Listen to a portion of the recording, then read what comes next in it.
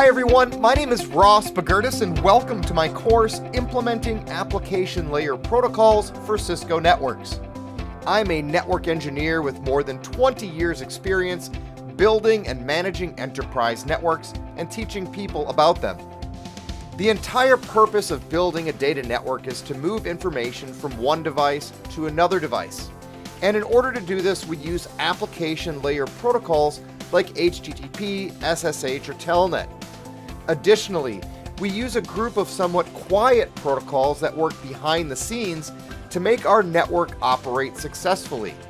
In this course, we'll learn about client-server operation, we'll discuss HTTP clients and servers, we'll look at Telnet and SSH, both unencrypted and encrypted communications.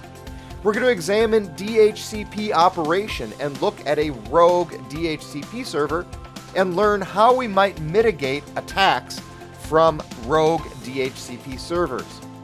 We'll also look at DNS, domain name system, which is the telephone directory for the internet. By the end of this course, you'll know how to troubleshoot DHCP and DNS issues on workstations, and before beginning this course, you should be familiar with TCP, UDP, IP addressing, and network operation, which can be learned from the previous videos in the CCNA learning path. I hope you'll join me on this journey to learn about HTTP, DNS, and DHCP with the Implementing Application Layer Protocols for Cisco Networks course at Pluralsight.